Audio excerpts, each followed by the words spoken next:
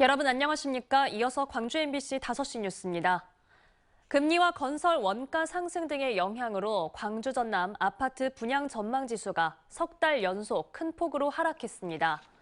주택산업연구원에 따르면 이번 달 광주의 아파트 분양 전망 지수는 75로 전달 90에 비해 15포인트 떨어졌습니다.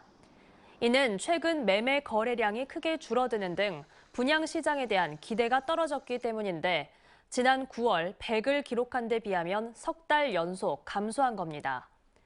전남 역시 아파트 분양 전망 지수가 지난 9월 88.2에서 이달 57.1로 31포인트 이상 하락하는 등 부정적인 전망이 높은 것으로 나타났습니다. 민선 8기 광주시의 역점 사업인 Y프로젝트 구상안이 수질 개선이라는 본래 목적보다 토목공사에 치중하는 방향으로 치우칠 수 있다는 지적이 제기됐습니다.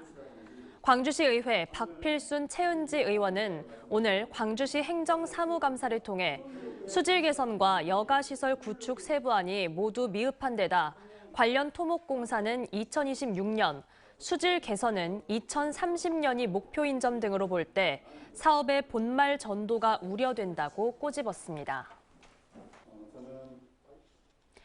무등산 정상부인 인왕봉 구간에 설치된 가림막이 강풍에 훼손돼 한동안 정상 개방이 중단됩니다. 광주시 등에 따르면 어제 낮 12시쯤 무등산 인왕봉 정상 부근 계단 옆에 공군기지 보안을 위해 설치된 가림막이 약 20m가 파손돼 있는 것을 국립공원 관리사무소 직원이 발견했습니다. 국립공원 관리사무소는 가림막 보수 공사가 진행되는 약 한 달가량 정상 개방을 잠시 중단할 방침입니다.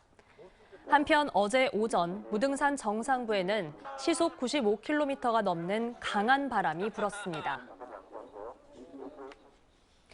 한국 천주교회의 살아있는 역사이자 5.18 민주화운동의 산 증인인 윤공희 전 대주교의 100세를 축하하는 백수연이 열렸습니다.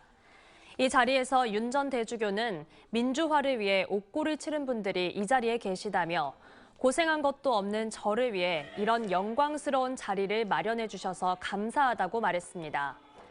1980년 5월 천주교 광주 대교구장 재임 당시 5.18을 목격한 윤 전 대주교는 김수환 추기경 등과 함께 5.18을 국내외에 알리는 데 큰 역할을 했습니다.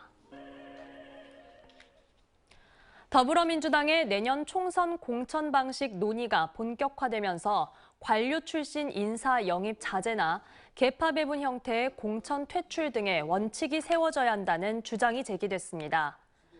원외 친이재명계 조직으로 불리는 더민주 광주혁신회의는 오늘 기자회견에서 관료 패권주의와의 결별, 기득권 정치 세력과의 거리 두기로 새로운 민주당을 건설해야 한다며 이같이 강조했습니다. 오늘 오전 7시 30분쯤 광주 북구 월출동 자동차 부품 제조 공장에서 49살 이모 씨가 지게차에 깔려 병원으로 옮겨졌지만 숨졌습니다.